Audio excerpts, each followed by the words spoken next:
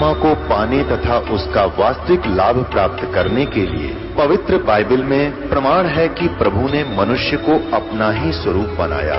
6 दिन में सृष्टि रचकर 7वें दिन विश्राम किया। कुरान शरीफ में प्रमाण है कि हजरत मोहम्मद को खुदा स्वयं कह रहे हैं कि मैंने तुम्हें उस परमात्मा की महिमा बताने के लिए भेजा है। वो परमात्मा कबीर है जिसने 6 दिन में सृष्टि रची तथा 7वें दिन तख्त पर जा विराजा। उसकी खबर किसी बाखबर से पूछ कर तो देखो। कृपया अवश्य सुनिए जगत गुरु तत्वदर्शी संत रामपाल जी महाराज के अमृत वचन। समुद्र जो है यानी सबका उत्पत्ति स्रोत वो चौथे लोक में रहता है। कौन सा? जैसे एक सतलोक नीचे से, फिर ये सरपुरुष रक्षपुरुष के छोड़ दे तो नासवान है। ऊपर के अमर लोकों की बात है। सतलोक 1, अलखलोक 2, अग्निलोक 3 और चौथा वो अकेल लोक है। उसमें अकेले परमात्मा विराजमान है कबीर जी अपने अन्य रूप धारण करके, और वहां से सब की उत्पत्ति की। सब नीचे के तीनों लोक वहीं बैठ के उत्पत्ति की। तो वो समुद्र कहा है, वो चौथा लोक सबका उत्पत्ति स्थल समझ लो। ये इन्होंने कोशिश भी यही की है समझाने की। देखना अब हमारे यहाँ ऋग्वेद मंडल नंबर 9 सूक्त 96 के और मंत्र नंबर 19 पाएंगे। 18 पढ़ लिया था। समुद्रम तुर्यम धाम महिषे विवक्ति, प्रकृति के सूक्ष्म से सूक्ष्म शक्तियों के साथ, प्रकृति के सूक्ष्म से सूक्ष्म शक्तियों के साथ जो संगत है। समुद्रम इसका अर्थ है जिससे सब भूतों की उत्पत्ति स्थिति और प्रलय होता है। यानी सब, समुद्रम माने सब का उत्पत्ति स्थल, इसका अर्थ ये होना चाहिए। वह है तुर्यम माने चौथा, तुर्यम माने चौथा, और धाम माने परम पद परमात्मा है। तुर्यम धाम वो चौथा धाम है और उसमें वो परमात्मा रहता है, उसके अंदर वो परमात्मा। और विभक्ति वही आकर के नीचे अपने ज्ञान को ठीक ठीक विस्तार के साथ बोलता है। इसका अर्थ ये बनता है। विभक्ति माने वर्णन करता है। महापुरुष उस तुर्यम चौथे परमात्मा का वर्णन करता है। वह परमात्मा जो प्रत्येक बल में स्थित है, सर्वोपरि प्रशंसनीय है और सर्वशक्तिमान है, यजमानों को तृप्त करके जो शीघ्र गति वाला है, अनंत शक्तियों को धारण करता हुआ इस संपूर्ण संसार का उत्पादक है। हो गया। एक तो ये कहे है कि प्रकृति, ईश्वर और जीव, ये दानंद का सिद्धांत है कि ये किसी का इनका कोई करता नहीं। और यहां समझ लिख रखा है वेद में अपने कर कमलों से अंग्रेजा ने, दानंद के चेल्या ने, और दानंद खुद कह रहे हैं कि इसमें समझ लिखा वेद क्या बता रहे हैं कि वो सबका, सारे जगत का उत्पादक हो, सबका, यानी सब में सब कुछ आ गया। जीव भी, प्रकृति फिर कहाँ रहेगी? और वास्तविकता यही है। अब देखो 20 में कमाल कर दिया। यही 20 में देखो इसका 9वें के 96 का ऋग्वेद के 20 में वह परमात्मा जिस प्रकार संग को उसका सेनापति प्राप्त होता है, इस प्रकार ब्रह्मांड रूपी को उसको प्राप्त होता हुआ होकर उच्च स्वर से गरजता हुआ इस ब्रह्मांड रूपी विस्तृत प्रकृति खंड में भली भांति प्रविष्ट होता है। इसका भार्थ ये है कि वो परमात्मा ऊपर सतलोक से चलकर आता है और यहाँ पर एक बहुत बड़े समूह का वो मुखिया बनता है, एज ए गुरु बनता है। बहुत बड़े संघ का, बहुत बड़े विस्तार जनसमूह का वो मुखिया बनता है, राजा के समान। अब देखो सेनापति की तरह। अच्छा देखो ये हम चल रहे 20 में, और यहाँ लिखा है उस प्रकृति खंड में भली प्रकार प्रविष्ट होता है। और जैसे मरिय, जैसे मनुष्य सुभर शरीर को धारण करता हुआ, जैसे मनुष्य सुभर शरीर को धारण करता हुआ मनुष्य, जैसे मनुष्य शरीर धारण करके आता है, ऐसे परमात्मा मनुष्य के समान मनुष्य शरीर धारण करता हुआ अत्यंत गतिशील पदार्थ के समान प्राप्ति के लिए गतिशील होता हुआ धनों के लिए कटिबद्ध होता है और उस प्रकृति रूपी ऐश्वर्य को धारण करने के लिए परमात्मा से देवदूत। यहाँ दिन अगर बकवाद कर दी, धना नाम है जो भक्ति धन के व्यक्ति हैं, अच्छी आत्माएं हैं, उनको वो परमात्मा इस प्रकार आता जैसे मरिय माने मनुष्य। यहाँ है इसका अर्थ देखो, मरिय ने माने मनुष्य के समान सुभर तन्व माने शरीर, सुंदर शरीर को मनुष्य जैसे शरीर को धारण करता हुआ नीचे आता है मनुष्य शरीर सुंदर शरीर में। तो यहाँ मरिय यहाँ लिखना था, मरिय माने जैसे मनुष्य नो समझ लो, और सुंदर शरीर को धारण करता हुआ आता है, इसी प्रकार भगवान आता है। और देख लो थोड़ी सी कलाबाजी इनकी ओर दिखा देते हैं। अब 96 के 9 के 96 का 20 पढ़ लिया, 21 में और दे कमाल कर रखा है। हे प्रकाश रूप महापुरुषों से उपास्यमान आप हमको पवित्र करें। वैदिक वाणियों के द्वारा अपने कनी कर दत्त माने अपने अमृत वचनों के द्वारा शब्दमान होते हुए आप श्रेष्ठ पुरुषों के प्रति प्राप्त हों और फिर आओ भगवान, जैसे आप अपनी लीला करते हो। 22 में कहा है कि शांति रस में तत्पर परमात्मा संपूर्ण संसार में शांति फैलाता हुआ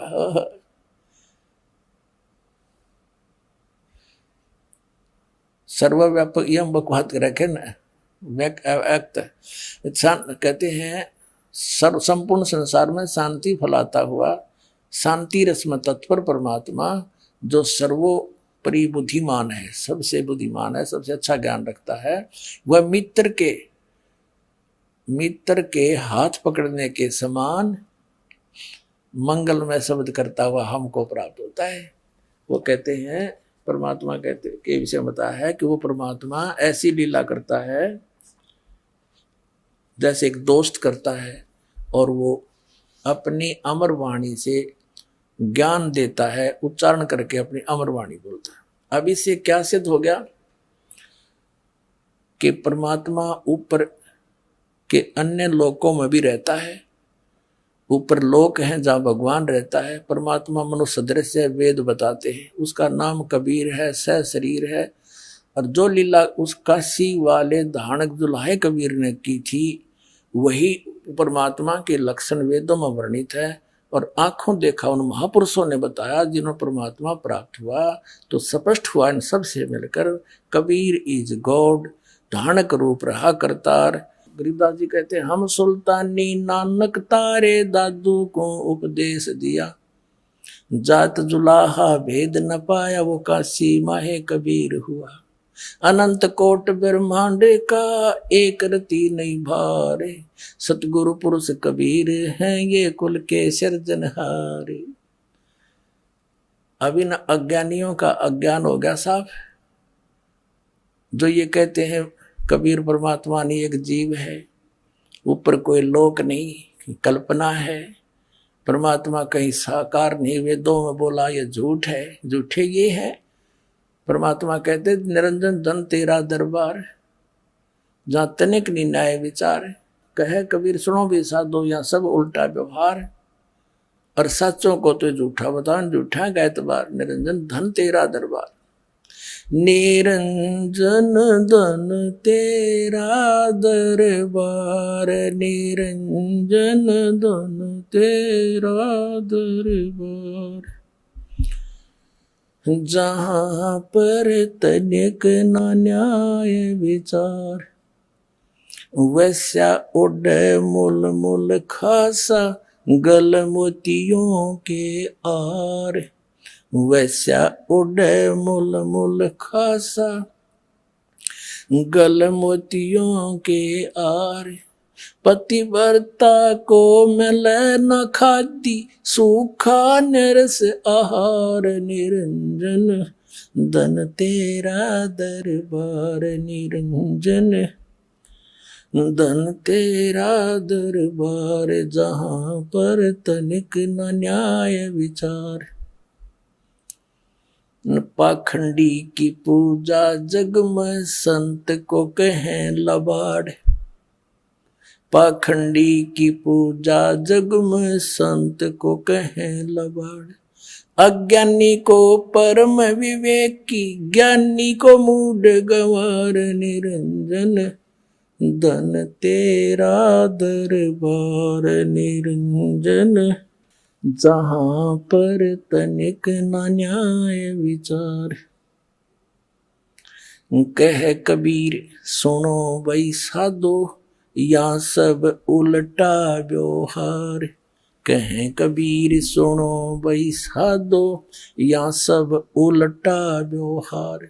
सच्चों को तो ये झूठा बताएं, इन झूठों का एतबार निरंजन।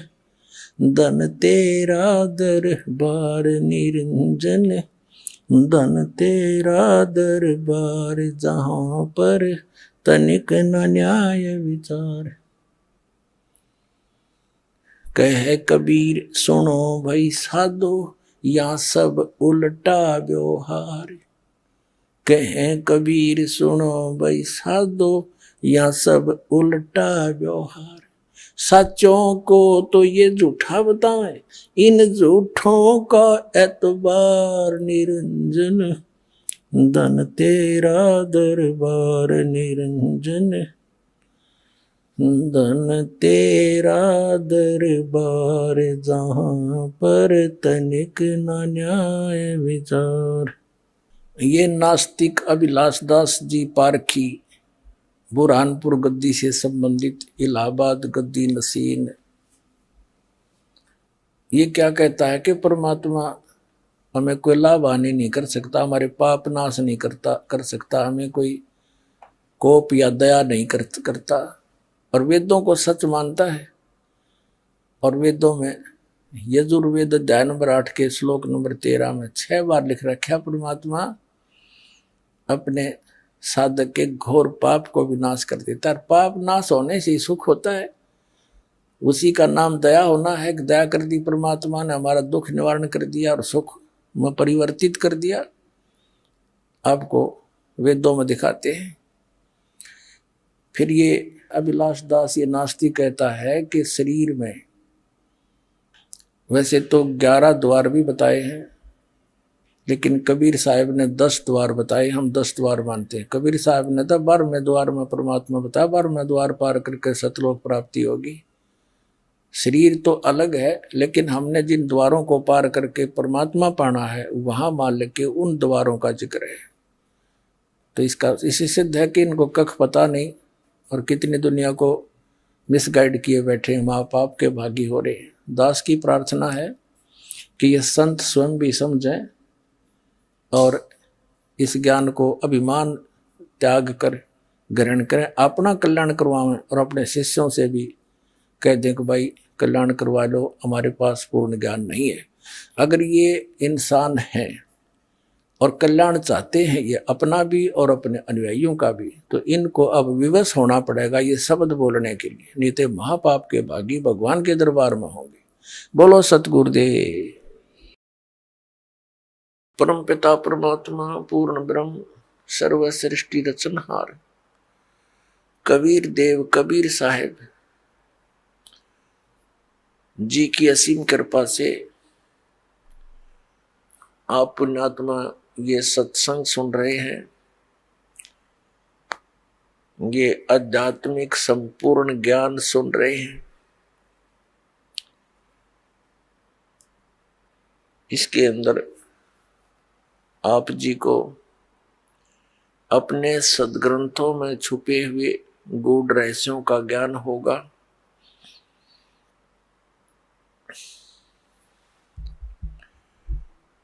और सत्संग में आने से प्राणी को पता चलता है कि मनुष्य जीवन का क्या उद्देश्य है, सत्संग के अंदर बहुत ही पुण्यकर्मी प्राणी ही आया करते हैं। सत्संग में पता चलता है कि मानुष जन्म पाके जो नहीं रटे हरि नाम, और जैसे कुआ जल बिना बनवाया क्या काम। परमात्मा हमें याद दिलाते हैं, मनुष्य जीवन प्राप्त करके यदि प्राणी परमात्मा की भक्ति नहीं करता, उसका जीवन ऐसे व्यर्थ है जैसे जिस कूप में, जिस कुएं में जल ना हो, बाकी उसकी सारी स्ट्रक्चर खड़ा हो, पक्का कुआ कर रखा हो, बढ़िया उसके ऊपर बाल्टी रखी हो, लेकिन जल नहीं है तो यूजलेस है। ठीक इसी प्रकार मनुष्य जीवन प्राप्त प्राणी यदि परमात्मा की भक्ति नहीं करते हैं तो उनका जीवन उस कूप रहित, उस जल रहित कूप के तुल्य है। अब उस कुएं का नाम कुआं अवश्य है, लेकिन गुण कुएं के नहीं है। ठीक इसी प्रकार जो मनुष्य शरीरधारी प्राणी परमात्मा की भक्ति नहीं करता, उसका नाम मनुष्य अवश्य है, लेकिन गुण मनुष्य के नहीं है। अपने आत्माओं हम देखते हैं कि परमात्मा के चाहने वाली पुण्यात्माओं की कमी नहीं। जहां भी जिस संत के पास देखते हैं लाखों की संख्या में ये पुण्यात्मा कल्याण कराने के लिए, कल्याणार्थ वहां पहुंच जाते हैं। और जो भी वो गुरुदेव साधना बताते हैं, क्रियाएं बताते हैं, वो श्रद्धालु पूर्ण श्रद्धा के साथ करते हैं। और जो बिल्कुल भक्ति नहीं करते उनकी भी कमी नहीं। पुण्यात्मा जो भक्ति बिल्कुल नहीं करते वो तो बिल्कुल अपना मनुष्य जीवन का नाश कर ही रहे हैं। साथ में जो भक्ति कर रहे हैं और शास्त्र विधि त्याग कर मनमाना आचरण करते हैं, अज्ञानी गुरुओं के पास बैठे हैं, तो वो भी बहुत बड़े धोखे में हैं। वो भी अपना जीवन नाश कर रहे हैं। तो पुण्यात्मा परमात्मा के पाने के लिए प्रयत्नशील प्राणी इस बात से परिचित होता है कि परमात्मा गुरु के बिना नहीं मिल सकता, इसलिए गुरुओं की आवश्यकता पड़ी। और गुरु बनाने के लिए हम इन महापुरुषों के पास पहुंच गए। अपने आत्माओं विशेषकर भारतवर्ष में बहुसंख्या के अंदर साधक साधना कर रहे हैं। चाहे कोई मंदिर में जाकर, चाहे कोई व्रत रख के हनुमान की चालीसा पढ़ के, या कोई भगवान शंकर श्री कृष्ण जी की भक्ति करके, या कोई तीर्थ आदि पर जाकर कोई ना कोई साधना वो कर ही रहा है, या फिर कोई गुरु बना के। और हम देखते हैं इतनी बहुसंख्या में जहां भक्ति कर रहे हो इंसान, तो एक विशेष परिवर्तन होना चाहिए समाज के अंदर, लेकिन कोई परिवर्तन नहीं। प्रत्येक बुराई बढ़ती जा रही है, हाहाकार मच रहा है। इसका कारण क्या है? इसका कारण है जो साधनाएं भक्तजन कर रहे हैं उनसे उनको परमात्मा से मिलने वाली राहत प्राप्त नहीं हो रही, जिस कारण से वे उन्हीं बुराइयों को करना प्रारंभ कर देते हैं जो एक भक्त ने नहीं करनी चाहिए। वो कौन कौन सी बुराइयां हैं? शराब पीना, मांस खाना, और धनी बनने के लिए रिश्वत लेना, और टेंशन समाप्त करने के लिए गुटी लगाना। तो जिस कारण से बुराई बढ़ रही है, घट नहीं रही। परमात्मा की भक्ति करने वाले प्राणी को परमात्मा का लाभ विशेष मिलना प्रारंभ हो जाता है, और उसको फिर एक विशेष ज्ञान होता है कि यदि तू ये बुराई करेगा तो तुझे इन आपत्तियों का सामना करना पड़ेगा। फिर वो इस डर से उन बुराइयों को नहीं करेगा कि ये पाप है, और फिर परमात्मा उसको एक विशेष लाभ देगा।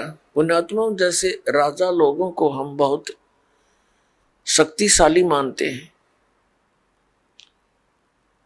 उनके ऊपर भी कोई आपदा आती है तो वो भी संतों के पास ही जाकर उसका निवारण करवाते हैं। तो इससे क्या सिद्ध हुआ कि कोई ऐसी शक्ति है जो हमें एक विशेष लाभ राहत दे सकती है। वो कौन है और कैसे वो राहत देता है, इसका ज्ञान संत जन ही बताया करते हैं।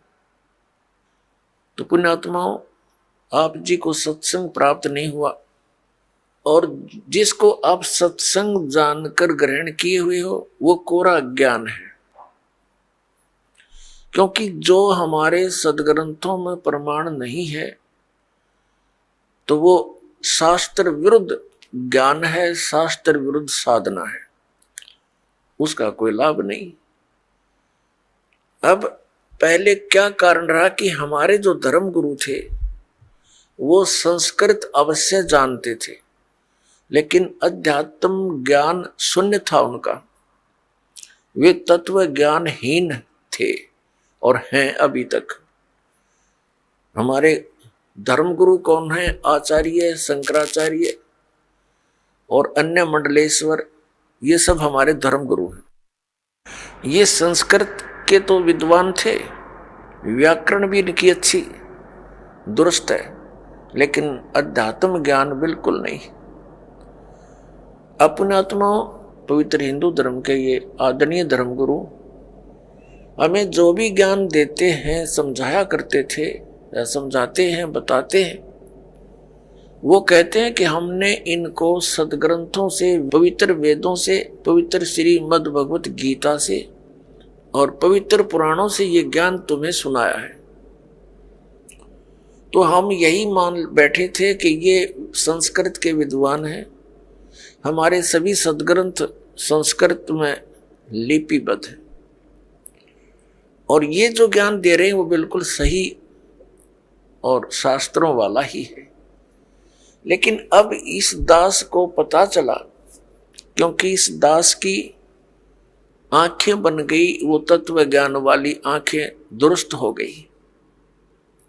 पहले हमारे पूर्वज, पहले के जो माता पिता, दादा दादी, कई पीढ़ियां जो हमारे हिंदू धर्म के थे, सभी के वो श्रद्धालु थे, अशिक्षित थे, और इन धर्म गुरुओं ने जो भी क्रियाएं बताई वो सिर दड़की बाजी ला के और पूरी श्रद्धा से करते रहे।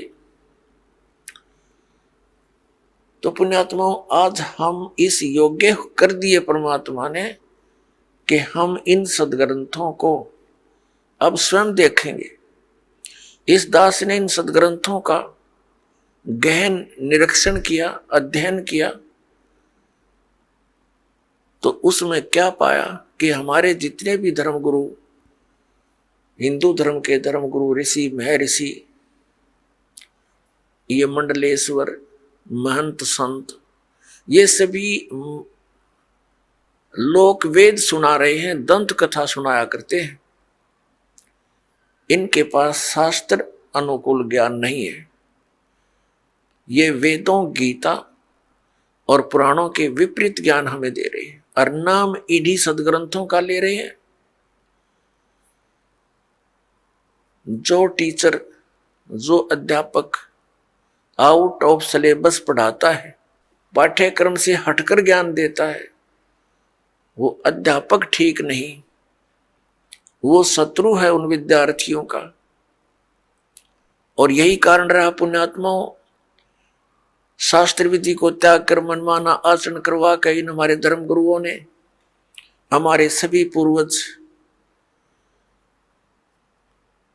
भूत बनवा दिए, 84 लाख योनियों में डलवा दिए, और फिर उनके लिए यत्न बताते हैं, श्राद्ध निकाल दो, पिंड भरवा दो, ये क्रियाएं कर दो, जो कि गीता जी के विरुद्ध है। श्रीमद् भगवद गीता अध्याय नंबर 9 श्लोक नंबर 25 में कहा कि जो भूत पूजते हैं वो भूतों को प्राप्त होंगे। ये श्राद्ध निकालना, पिंड भरवाना, 13वीं करना और अस्थि प्रवाह करना, गति कराने के अर्थ, तो ये सब भूत पूजाएं हैं। इनके करने वाले भी भूत ही बनेंगे। देवताओं की पूजा करने वाले देवताओं को प्राप्त होंगे, पितरों की पूजा करने वाले पितर बन जाएंगे। गीता ज्ञानदाता कहता है कि मेरी भक्ति करने वाला मुझे प्राप्त होगा। तो हमने भगवान की भक्ति त्याग कर ये भूत पूजा शुरू कर दी, श्राद्ध आदि निकालना, जिस कारण से हम शास्त्रीय विधि त्याग का मनमाना आचरण करते रहे और महान कष्ट को उठाते रहे। अपनात्मा अध्यापक किसे कहते हैं, टीचर किसे कहते हैं? अध्यापक अपने जॉब का मास्टर होता है, उसको टीचर बोलते हैं, अध्यापक कहते हैं, मास्टर कहते हैं। जो जिन धर्म गुरुओं को समाज ने खुली छुट्टी दे दी कि तुम सदग्रंथ पढ़ो और हमें सुनाओ, और हमें वो परमात्मा का ज्ञान जो सदग्रंथों में विद्यमान वो बताओ, उनको फ्री कर दिया, उनको दक्षिणा देनी शुरू कर दी कि अपना निर्वाह भी करते रहो दक्षिणा से, और फ्री हो तो पढ़ो अच्छी तरह इन सदग्रंथों और हमें बताओ। तो उन्होंने, हमारे धर्म गुरुओं ने सदग्रंथों को पढ़ा अवश्य और इनको कंठस्थ याद भी कर लिया संस्कृत भाषा में, लेकिन इनको वेदों, गीता और पुराणों का कख भी पता नहीं। इन आचार्यों को और इन शंकराचार्यों को, इनको अध्यात्म ज्ञान नहीं। इनको तो ज्ञान होगा कहां से? जिन भगवानों को ये पूजते हैं हमारे आचार्य और शंकराचार्य, और हमें उन्हीं को पूजने की सलाह देते हैं कि ये भगवान है। कौन? श्री ब्रह्मा, श्री विष्णु, श्री शंकर भगवान आदि। और इनको ये परमात्मा बताते हैं, भगवान बताते हैं, ईश बताते हैं, और इनकी पूजा स्वयं भी करते, हमें भी करने की सलाह देते हैं। तो इन भगवानों को अध्यात्म ज्ञान नहीं, श्री विष्णु को, श्री ब्रह्मा को, श्री शंकर जी को। तो हमारे धर्म गुरुओं को, शंकराचार्यों को, आचार्यों को ज्ञान कहां से होगा? अपनात्मा इस कंसेप्ट को क्लियर करने के लिए कि इन भगवानों को भी ज्ञान नहीं, श्री विष्णु जी को, श्री ब्रह्मा, श्री शंकर जी को, और दुर्गा को भी कंप्लीट ज्ञान नहीं, श्री देवी जी को भी, और ब्रह्म, इस जिसको ये परम ब्रह्म बोलते हैं, ये है तो ब्रह्म सरपुरुष, इसको भी कंप्लीट ज्ञान नहीं। अपने आत्मा ये बड़ा विवाद का विषय बन जाएगा यदि इस वाक्य को यही छोड़ दिया और प्रमाण ना दिखाए। प्रथम तो आपको 19 पुराणों में आप ये दास दिखाएगा कि ब्रह्मा और विष्णु और शंकर ये भगवान नहीं है, ये ईश नहीं है, और ये हमें हमारे धर्मगुरु शंकराचार्य और आचार्य ये मंडलेश्वर ये कहते ये भगवान है। तो इन्होंने हमारे साथ कितना धोखा किया है। प्रथम तो ये दिखाते हैं कि श्री विष्णु, श्री ब्रह्मा और श्री शंकर जी को और सतयुग से लेकर आज तक के गुरुओं ब्राह्मणों को, ये शंकराचार्य और आचार्य सारे ब्राह्मण ही है। ब्राह्मण पुण्यात्माओं को जाति सूचक नहीं है।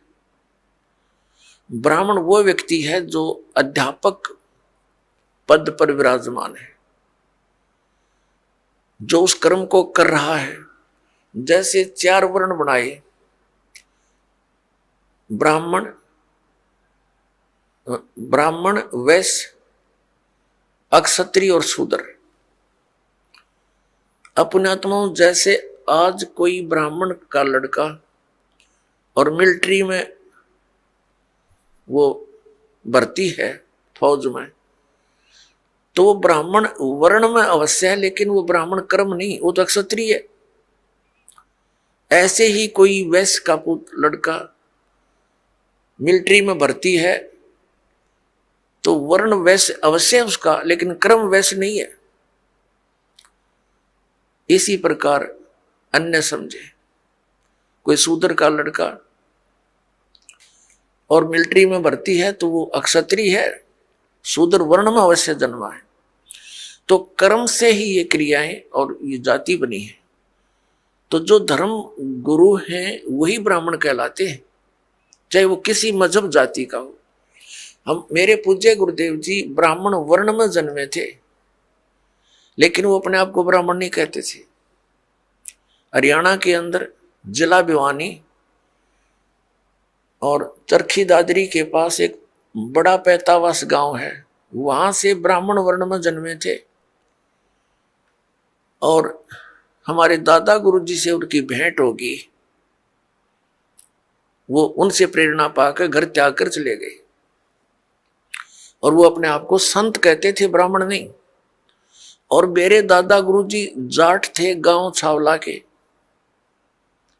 दिल्ली में, और वो जाट होते हुए ब्राह्मण कहलाए, पंडित कहलाए, क्योंकि वो काशी विद्यापीठ से पढ़कर 4 विषय के आचार्य बन गए थे। गांव गोपालपुर, खरखोदा के पास, जिला सोनीपत में एक छोटा सा गांव है गोपालपुर, उसके अंदर आश्रम बना हुआ हमारे दादा गुरु जी का। उस पर लिखा है पंडित चिदानंद जी आश्रम। जाट होते हुए पंडित जी कहलागे, वो गुरु थे, ब्राह्मण बन गए, ब्राह्मण कर्म था उनका। तो पुण्यात्माओं, ये जो ब्राह्मण वर्ण वर्ग में है, ऋषि महर्षि, ये ब्राह्मण कर्म करने वालों पर ही समझो अप्लीकेबल है। दास के ये जो ज्ञान है, वचन है, अन्य पर नहीं। तो अब सबसे पहले आपको दिखाते हैं कितना ज्ञान था ब्रह्मा विष्णु महेश को, और कितना ज्ञान था इस सतयुग के ब्राह्मण, सतयुग से लेकर आज तक के ब्राह्मण गुरुओं को। आपके रूबरू कराते उन्हीं पवित्र सदग्रंथों में। पुण्यात्माओं, परमात्मा का पाना बहुत ही आसान है, मोक्ष भी बहुत ही सिंपल है, क्योंकि यह साधना बहुत सीधी सादी है। हमें ज्ञान ना होने से हमारे कोई इन्होंने गलत मार्गदर्शन कर दिया, जिस कारण से हम परमात्मा नहीं प्राप्त कर सके, मोक्ष प्राप्ति नहीं हुई। सबसे पहले आप जी को श्रीमद् देवी भागवत से ये प्रमाणित किया जाएगा कि श्री विष्णु जी को, श्री ब्रह्मा जी को, व्यास जी को, नारद जी को ये कितना ज्ञान था, ये देखना। श्रीमद् देवी भागवत, सचित्र मोटा टाइप, केवल हिंदी, गीता प्रेस गोरखपुर से प्रकाशित है। श्रीमद् देवी भागवत, संपादक हनुमान प्रसाद पोदार, चिमनलाल गोस्वामी।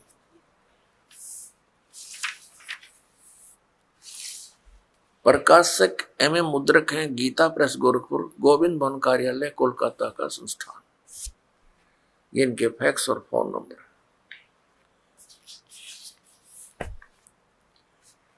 ये देखिएगा 28 नंबर पृष्ठ पे, ये पहला स्कंद है, संक्षिप्त देवी भागवत पहला स्कंद। नारद जी ने कहा, ये नारद जी और व्यास जी की गोष्ठी हो रही है। नारद जी ने कहा, व्यास जी तुम इस विषय में जो पूछ रहे हो ठीक ही प्रश्न मेरे पिताजी ने भगवान श्री हरि से किया था। देवा अधिदेव भगवान जगत के स्वामी हैं। लक्ष्मी जी उनकी सेवा में उपस्थित रहती हैं। दिव्य कौस्तुमणि उनकी शोभा बढ़ाती है। वे शंख चक्र गदा लिए रहते हैं, पीतांबर धारण करते हैं, 4 भुजाएं। वे चराचर जगत के आश्रयदाता हैं, जगत गुरु एवं देवताओं के भी देवता हैं। ऐसे जगत प्रभु भगवान श्री हरि महान तप कर रहे थे, उनकी समाधि लगी थी। यह देखकर मेरे पिता ब्रह्मा जी को बड़ा आश्चर्य हुआ। अतः उन्होंने उनसे जानने की इच्छा प्रकट की। ब्रह्मा जी ने पूछा, प्रभु आप देवताओं के अध्यक्ष, जगत के स्वामी और भूत भविष्य एवं वर्तमान सभी जीवों के एकमात्र शासक हैं। भगवान फिर आप क्यों तपस्या कर रहे हैं और किस देवता की आराधना में ध्यान मग्न है? मुझे असीम आश्चर्य तो यह हो रहा है कि आप देवेश्वर एवं सारे संसार के शासक होते हुए भी समाधि लगाए बैठे हैं। ब्रह्मा जी के विनीत वचन सुनकर भगवान श्री हरि यानी विष्णु जी कहने लगे। अब हम 29 पृष्ठ पर आ गए। पहला सकल। श्री हरि ने उनसे कहने लगे, ब्रह्मन सावधान होकर सुनो। विष्णु जी बताने लगे ब्रह्मा जी को, मैं अपने मन का विचार व्यक्त करता हूं। देवता दानव मानव सब यही जानते हैं कि तुम सृष्टि करते हो, मैं पालन करता हूं और शंकर संहार किया करते हैं। किंतु फिर भी वेद के पारगामी पुरुष अपनी युक्ति से यह सिद्ध करते हैं कि रचने पालने और संहार करने की यह योग्यता जो हमें मिली है, इसकी अधिष्ठात्री शक्ति देवी है। वे कहते हैं कि संसार की सृष्टि करने के लिए तुम में राजसी शक्ति का संचार हुआ है, मुझे सात्विक शक्ति मिली है और रुद्र में तामसी शक्ति का आविर्भाव हुआ है। उस शक्ति के अभाव में तुम इस संसार की सृष्टि नहीं कर सकते, मैं पालन करने में सफल नहीं हो सकता और रुद्र संहार कार्य करने होने में भी, रुद्र से संहार कार्य होना भी संभव नहीं। ब्रह्मा जी हम सभी उस शक्ति के सहारे यानी दुर्गा के सारे ही अपने कार्य में सदा सफल होते। सुवर्त प्रत्यक्ष और परोक्ष दोनों उदाहरण में तुम्हारे सामने रखता हूं, सुनो। यह निश्चित है कि उस शक्ति के अधीन होकर ही मैं इस शेष नाग की सैया पर सोता और सृष्टि करने का अवसर आते ही जाग जाता हूं। मैं सदा तप करने में लगा रहता हूं, उस शक्ति के शासन से कभी मुक्त नहीं रह सकता। मैं सदा तप करने में लगा रहता हूं, ये ध्यान रखना। उस शक्ति के शासन से कभी मुक्त नहीं रह सकता। कभी अवसर मिला तो लक्ष्मी के साथ सुख पूर्वक समय बिताने का सौभाग्य प्राप्त होता है। मैं कभी तो दानवों के साथ, राक्षसों के साथ युद्ध करता हूं। अखिल जगत को भय पहुंचाने वाले दैत्यों के विकराल शरीरों को शांत करना मेरा परम कर्तव्य हो जाता है। और यहां कमाल कर दिया विष्णु जी ने अपने अध्यात्म ज्ञान का। मुझे सब प्रकार से शक्ति यानी दुर्गा जी के अधीन होकर रहना पड़ता है। उन्हीं भगवती शक्ति का मैं निरंतर ध्यान किया करता हूं। ब्रह्मा जी मेरी जानकारी में इन भगवती शक्ति से बढ़कर दूसरे कोई देवता नहीं। अब ये है श्री विष्णु जी के आध्यात्मिक ज्ञान का निष्कर्ष। श्री विष्णु जी कह रहे हैं कि मैं दुर्गा से, श्री दुर्गा जी से ऊपर किसी भगवान से परिचित नहीं हूं।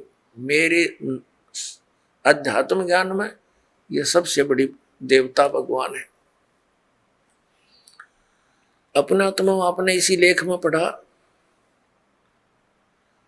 श्री नारद जी विचलित, श्री व्यास जी विचलित, ब्रह्मा जी के ज्ञान को इन्होंने बताया ही है कि ब्रह्मा जी विष्णु जी को जगत गुरु, देवेश्वर, सारे संसार के पालन करता, उत्पत्ति करता, सब कुछ बता रहे हैं।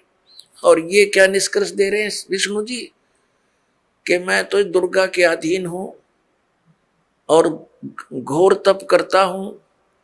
ये तप करके क्या करते हैं, बैटरी चार्ज कर लेते हैं, फिर राक्षसों के साथ लड़ते हैं, फिर इनकी बैटरी डिस्चार्ज हो जाती है, सिद्धियों से लड़ते हैं और फिर ऐसे चार्ज करते हैं।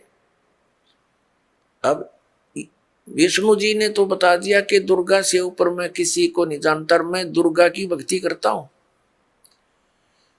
और हमारे धर्म गुरुओं से जब कोई प्रश्न किया जाता था कि श्री ब्रह्मा, श्री विष्णु, श्री शिव जी ये किसकी भक्ति करते हैं, ये कहा करते थे, कुछ तो कहते थे कि अपने स्वरूप का ध्यान करते हैं।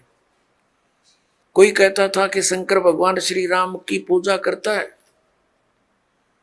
और श्री राम शंकर जी की पूजा करता है, और कोई कहता कि नहीं ये किसकी पूजा करते हैं, ये तो स्वयं है। अब आपके समक्ष है कि श्री विष्णु जी दुर्गा जी की पूजा कर रहे हैं और इनको सुप्रीम पावर बता रहे हैं, सुप्रीम गॉड, सबसे बड़े भगवान देवता। अब दुर्गा जी क्या बताती है, इसके भी दो वचन सुनते हैं।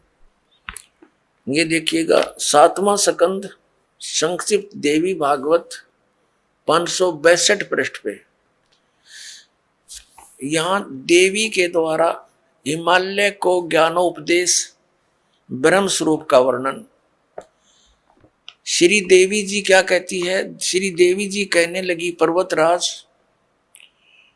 अब मैं तुझे ब्रह्म के बारे में जानकारी, पहले तो इसने अपने बारे में बताया, लेकिन फिर कहती है नहीं, उस ब्रह्म का क्या स्वरूप है यह बतलाया जाता है, जो प्रकाश रूप सबके अत्यंत समीप में स्थित, हृदय रूप गुहा में स्थित होने के कारण गुहाचर नाम से प्रसिद्ध और महान पद अर्थात परम प्राप्य है। वह समस्त प्रजा के ज्ञान से परे है, अर्थात किसी की बुद्धि में आने वाला नहीं है, यह तुम जानो। जो परम प्रकाश रूप है, जो सूक्ष्म से भी अत्यंत सूक्ष्म है, जिसमें संपूर्ण लोक और उन लोकों में निवास करने वाले प्राणी स्थित है, वही यह अक्षर ब्रह्म है, वही सबके प्राण है, वही सबकी वाणी है और वही सबका मन है। वह यह परम सत्य और अमृत अविनाशी 563 पृष्ठ पा रहे हैं, 7वां स्कंद पढ़ रहे हैं। वह अमृत अविनाशी तत्व है, सौम्य। देवी जी कह रही है, उस वेदने योग्य लक्ष्य का तुम वेदन करो, मन लगाकर उसमें तन्मय हो जाओ। सौम्य उपनिषद में कथित महान अस्त्र रूप धनुष लेकर उस पर उपासना द्वारा तीक्ष्ण किया हुआ बाण संधान करो और फिर भावानुगत चित्त के द्वारा उस बाण को खींचकर उस अक्षर रूप ब्रह्म को लक्ष्य बनाकर वेदन करो। प्रणव माने ओम धनुष है, जीवात्मा बाण है और ब्रह्म को उसका लक्ष्य कहा जाता है। अब इसमें क्या कहा है, श्री देवी जी कह रही है हिमालय राजा को कि मनुष्य को चाहिए ओम नाम का जाप करे और ब्रह्म पाने का उद्देश्य रखे। इतनी सी बात और कुछ नहीं। आगे देखो, इसी में फिर हम यहां आ जाते हैं नीचे, उस एकमात्र परमात्मा को ही जाने, दूसरी सब बातों को छोड़ दे। अब देवी जी दुर्गा जी अपनी साधना को भी कहती है वो भी छोड़ दो, केवल एक उसी परमात्मा की भक्ति करो। यही अमृत रूप परमात्मा के पास पहुंचाने वाला पुल है। संसार समुद्र से पार होकर अमृत स्वरूप परमात्मा को प्राप्त कराने का यही सुलभ साधन है। यह कहा कि इस आत्मा का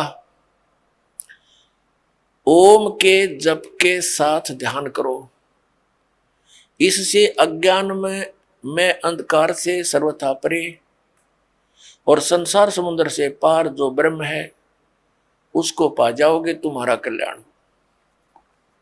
वो कहां रहता है? हम 563 पढ़ रहे हैं। वह यह सब का आत्मा ब्रह्म, ब्रह्मलोक रूप दिव्य आकाश में स्थित है। वह ब्रह्मलोक में रहता है, इसका सीधा सा अर्थ है। अपनात्मा, ये तो अध्यात्म ज्ञान हो गया दुर्गा जी का। ये क्या बता रही है?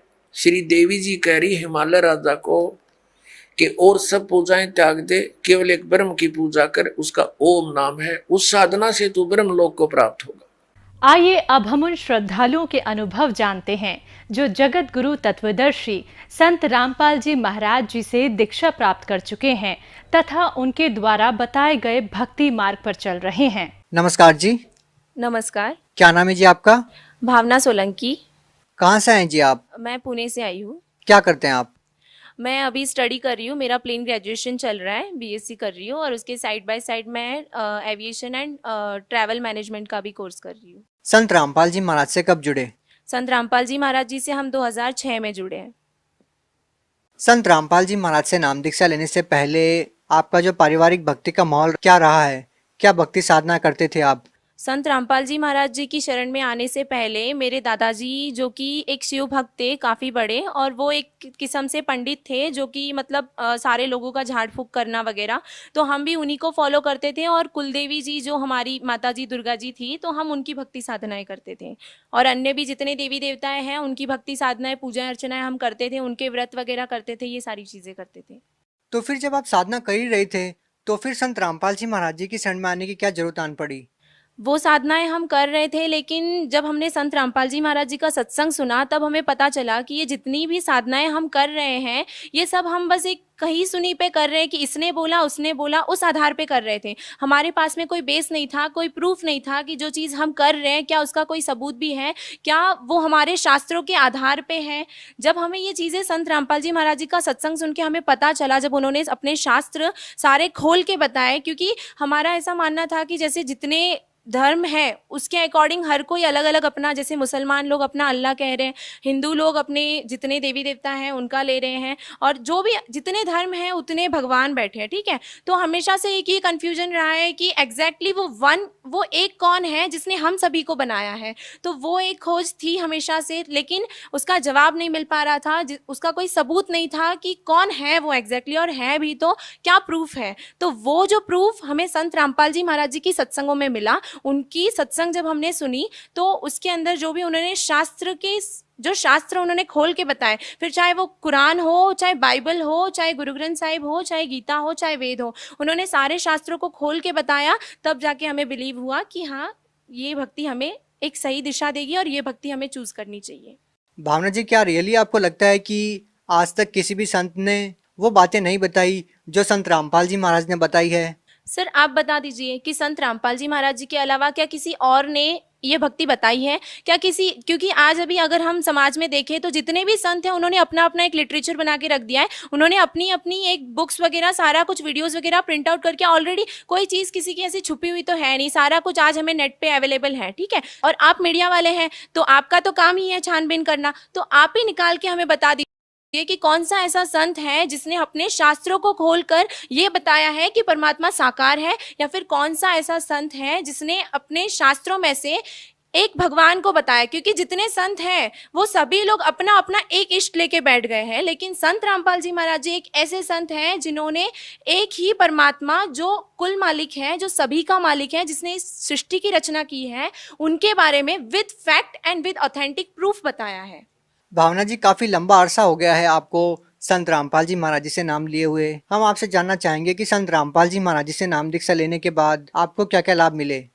जी, संत रामपाल जी महाराज जी से जुड़ने के बाद में सबसे पहला एक आर्थिक लाभ, सबसे पहला तो मतलब हमें आध्यात्मिक लाभ हुआ कि एक सद्भक्ति मिल गई, हमें एक सही वे ऑफ वर्शिप मिल गया जो हमारे शास्त्रों के आधार पे है, एक प्रूफ के साथ में मिल गया कि हाँ यही भगवान है और इन्हीं की भक्ति करने से हमें मोक्ष मिल जाएगा। तो सबसे पहला तो एक आध्यात्मिक लाभ मिल गया कि हमें एक मोक्ष का मार्ग मिल गया। दूसरी चीज़ जो है कि एक आर्थिक लाभ, जैसे कि पहले हमारी कंडीशन, आर्थिक परिस्थिति भी काफ़ी ख़राब थी कि मतलब घर में पावशर दूध लाना भी मतलब हमारे बस का नहीं था इतना। और जितने बिजनेस मेरे डैड किए जा रहे थे सारे के सारे दिन ब दिन लॉस में ही जा रहे थे, एक भी सक्सेस नहीं हो पा रहा था। तो जब हम संत रामपाल जी महाराज जी की शरण में आए तो एक तो हमें ये आर्थिक लाभ मिला, आध्यात्मिक लाभ मिला, और दूसरा जो है एक शारीरिक लाभ जो कि मैं आपके साथ यहाँ पे शेयर करना चाहूँगी कि बचपन में मतलब जब मैं एक बार मतलब हम यहाँ से, मैं पुणे में रहती हूँ लेकिन मैं प्रॉपर राजस्थान से हूँ, तो जब हम अपने घर गए नानी के वहाँ पे तो मोस्टली ये जो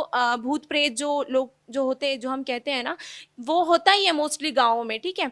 तो हम वहाँ पे गए और जैसे कि मेरी बोलने की बहुत ज़्यादा आदत है तो उस कारण से वहाँ पे कुछ लेडीज़ें बैठी हुई थी तो उनके सामने ऐसे बहुत कुछ मैंने बोल दिया जिस कारण से उन्होंने ऐसे मुझे कैच कर लिया था।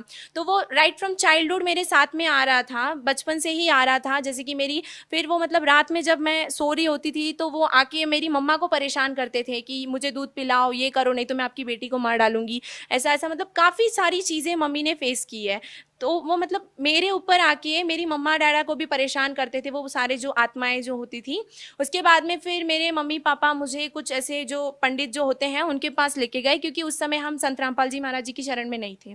तो वहाँ पे जाने के बाद में उन्होंने कुछ ऐसे झाड़ फूक किया और कुछ धागे वगैरह बांध दिए, जिसके चलते कुछ टाइम तक मुझे आराम रहा। लेकिन फिर मेरी लाइफ में एक मोड़ ऐसा आया जब मैं 9th में थी, तब एक टाइम ऐसा आया कि वो चीज़ मतलब मुझे बहुत ज़्यादा सताने लगी। वो जो प्रेत की बाधा थी वो काफ़ी ज़्यादा सताने लगी। मतलब रात में जैसे ही 12 बजते थे हमेशा एक डोर बेल हमारा बज जाता था, जब डोर खोल के देखो तो वहाँ पे कोई नहीं मिलता था। ऐसी बहुत सी चीज़ें मैंने देखी है। उसके बाद में भी मतलब जैसे कि घर में अगर मैं बैठी हूँ तो मुझे ऐसे परछाई बिल्ली की वगैरह चलते हुए दिखाई देती थी, और जब मैं मम्मी पापा को बताती थी तो वो कहते थे कि नहीं यहाँ पे कुछ है ही नहीं। फ्रेंड्स को बताती थी तो वो भी बोलते थे कि नहीं ऐसा कुछ नहीं दिख रहा है हमें। प्लस फिर ये सारी चीज़ें मतलब, और रात में भी जैसे कि मैं अगर हॉल में सो रही हूँ तो हॉल की विंडो कोई खोलने की कोशिश कर रहा है, और जब अगर मैं बेडरूम में सो रही हूँ तो बेडरूम की खोलने की कोशिश कर रहा है। मैंने ये सारी चीज़ें आजमा के देखी, किचन में भी सो के देख लिया तो वहाँ पे भी विंडो कोई खोलने की कोशिश कर रहा है। तो ये सारी चीज़ें होने के कारण मेंटली काफ़ी ज़्यादा डिस्टर्बेंस हो गया था, जिस कारण से फिर मतलब मुझे हाई फीवर हो गया था। मतलब एक तरफ से वो टाइम ऐसा था कि बहुत ज़्यादा तेज़ मुझे बुखार हो गया था, उस कारण से कि इंजेक्शन भी नहीं लग पा रहा था। फिर एक दिन ऐसे ही मैं मतलब हमारे घर में ऐसे ही गद्दा लगा था तो मैं वहाँ पे सो रही थी, तो इतना सा जस्ट हमारा जो मेन डोर है वो खुला हुआ था हॉल का, और बाहर नीचे कुछ मेरे फ्रेंड्स हैं वो खेल रहे थे ऐसे ही। तो जैसे ही वो ब्लैक कैट थी एक, जो कि मतलब उस समय मैं जाग रही थी और मम्मा मेरे किसी काम से बाहर गए थे। तो जैसे ही मैं सो रही थी और मेरे भाई और बहन बगल वाले बेडरूम में ही कंप्यूटर पे कुछ कर रहे थे काम, और मैं सो रही थी और मेरे को बहुत हाई फीवर हो गया था। तो वो जो कैट है वो इतना सा गैप था इतने से डोर में, ना वो डोर ज़्यादा खुला है ना कम खुला है, वो एकदम से अंदर आ गई। मैं अपनी आंखों से हर चीज़ देख पा रही हूँ लेकिन मेरी बॉडी इस तरह से हो गई थी कि मैं कोई रिएक्ट नहीं कर पा रही थी, और ऊपर ही गुरुजी का मंदिर था। तो वो ऐसे धीरे धीरे आके वो सडनली मेरे यहाँ पे चेस्ट के यहाँ पे आके वो काफ़ी ऐसे बैठ गई थी, और उसने मेरे गले के यहाँ पे मतलब ऐसे नाखून तक दबा दिया था। मतलब इन शॉर्टली मतलब मैं उस टाइम जाग रही थी, अगर मैं चाहती तो मैं सब कुछ कर सकती, लेकिन मेरी बॉडी इस तरह से पैरालाइज हो गई थी, मतलब एक टाइप से सुन्न पड़ गई थी कि मैं। भावना जी, ये जो आपके साथ हैपनिंग हो रही थी, जिस तरह से आप बता रहे हैं कि भूत प्रेत की एक ऐसी समस्या थी आपके साथ, चाहते हुए भी आप एक नॉर्मल जिंदगी नहीं जी पा रहे थे, तो जो ये सारी समस्याएं हैं वो कैसे ठीक हुई? हाँ, तो ये फिर संत रामपाल जी महाराज जी की शरण में हम थे उस समय। तो फिर जब ये सारी चीज़ें हुई तो घर पे फिर मेरे पापा मम्मी जब आए तो उनसे ये सारा फिर इंसिडेंट शेयर किया। मम्मी ने पापा को बताया कि ऐसा ऐसा हुआ आज, ये वो सब कुछ उनको बताया कि आज ऐसा ऐसा हो गया, अगर मैं राइट टाइम पे नहीं आई होती तो पता नहीं क्या हो जाता। तो फिर डैड ने मैंने डिसाइड किया कि हम गुरुजी को प्रार्थना लगवाएंगे। तो जैसे ही हमने संत रामपाल जी महाराज जी को फ़ोन किया तो संत रामपाल जी महाराज जी ने बस इतना कहा कि बेटा सब ठीक हो जाएगा, परमात्मा की भक्ति करो, विश्वास रखो, और अगर भूतों से डर जाओगे तो सतलोक कैसे जाएंगे हम। और उस दिन के बाद से पता नहीं मतलब मैं किस तरह से, जहाँ पे मतलब मेरा माइंड टोटली वर्क करना बंद हो गया था, आज दिन तक मैं कैट्स ऐसे देखते ही मैं ऐसे कांपने लग जाती थी, मुझे इतना डर बैठ गया था। आज दिन तक कभी मेरे सामने ऐसा कोई किस्सा नहीं आया है, ना ही कोई ऐसी चीज़ मैंने वापस देखी है। बहन जी, ऐसा भी सुनने को मिला कि संत रामपाल जी महाराज विश्व के सभी धर्मगुरुओं को एक मंच पर आने के लिए न्योता भी दिया, और उन्होंने काफी संतों के साथ ज्ञान चर्चा भी की है मीडिया के माध्यम से। तो उसका रिजल्ट क्या निकलता है? आपके विचार में जो वो ज्ञान चर्चा है वो कितनी सार्थक रही और उसका क्या परिणाम निकला? संत रामपाल जी महाराज जी ने जब सारे विश्व के जितने धर्मगुरु हैं, नॉट ओनली सिर्फ इंडिया ही की बात नहीं ले रहे हम, सारे विश्व के जितने धर्मगुरु हैं सभी को आमंत्रण दिया था, ठीक है। तो जितने भी यहाँ पे ज्ञान चर्चा करने के लिए आए, अगर वो रियल होते, अगर उनके पास सच में कोई ज्ञान होता ना, तो शायद वो डिबेट और आगे तक जाती। लेकिन जब उनके पास में कोई फैक्ट के साथ, कोई प्रूफ के साथ उनके पास कोई ज्ञान ही नहीं था, तो फिर वो क्या डिबेट करते। और इस चक्कर में ये डिबेट ज्यादा देर तक भी नहीं चल पाया, क्योंकि जब उनके पास कोई ज्ञान ही नहीं है तो वो क्या डिबेट करें। आपका मानना है कि क्या संत रामपाल जी महाराज ने सभी धर्मगुरुओं को निरुत्तर कर दिया? जी हाँ, बिल्कुल। संत रामपाल जी महाराज जी ने सभी को निरुत्तर किया है, वो भी अपने मन से नहीं, उन्हीं की किताबों से, अपने ही हिंदू धर्म के या फिर जितने भी धर्म हैं, अपने ही शास्त्रों को लेके उन्हें निरुत्तर किया है। संत रामपाल जी महाराज जी के बारे में और कुछ कहना चाहेंगे, क्योंकि आपने काफी लंबा अरसा संत रामपाल जी महाराज जी की शरण में रहते हुए हो चुका है, कोई और लाभ बताना चाहेंगे आप? जी हाँ, एक्चुअली मेरी जो छोटी बहन है, जिनको सर मतलब हेड में यहाँ पे सेंट्रल पार्ट पे एक कीड़ा लग गया था, जो कि फिर उसने धीरे धीरे इतना प्रोग्रेस कर लिया कि वो ऑलमोस्ट उनका पूरा माइंड उन्होंने खा लिया था। तो जब हम डॉक्टर्स के पास गए तो डॉक्टर्स ने बोल दिया कि ये बच्ची ज़्यादा बचेगी भी नहीं। उस टाइम वो काफ़ी छोटी थी, लाइक 4 से 5 साल की होगी, तो वो काफ़ी छोटी थी। तो डॉक्टर्स ने भी बोल दिया था कि ये बचेगी नहीं, एक तो छोटा सा बच्चा है, उसका माइंड कितना है, तो वो ऑलमोस्ट पूरा खा लिया था। फिर जब डॉक्टर्स ने बोल दिया कि वो बचेगी नहीं, तो हमें टेंशन होने लगी। हमने संत रामपाल जी महाराज जी के यहाँ पे प्रार्थना लगवाई, उन्हें आश्रम लेके गए हम।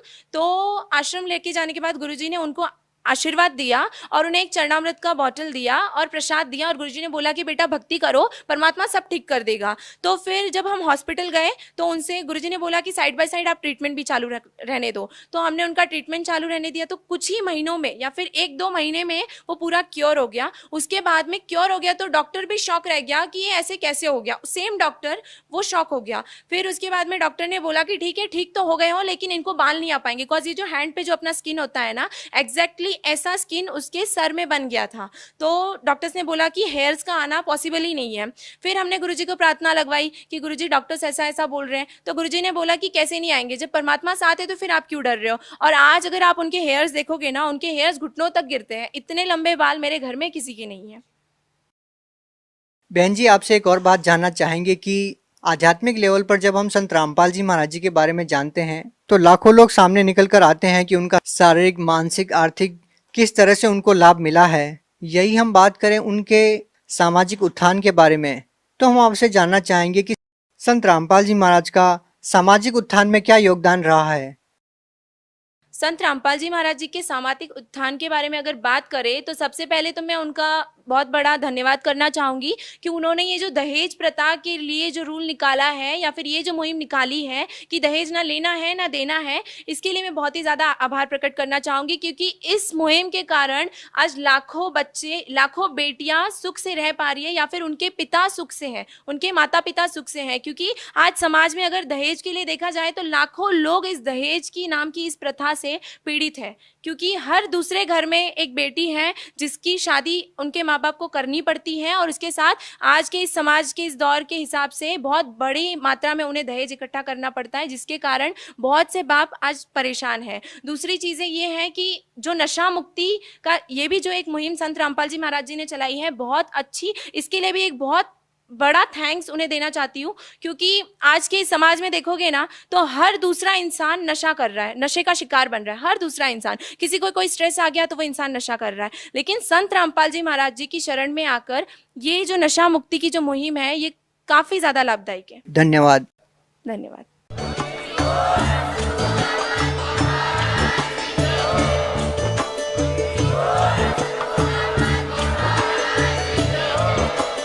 आप सुन रहे थे जगत गुरु तत्वदर्शी संत रामपाल जी महाराज जी के मंगल प्रवचन। अधिक जानकारी के लिए विजिट कीजिए हमारी वेबसाइट www.jagatgururampalji.org। संत रामपाल जी महाराज जी के शुभ आशीर्वाद से पूरे विश्व भर में 500 से भी ज्यादा नाम दीक्षा के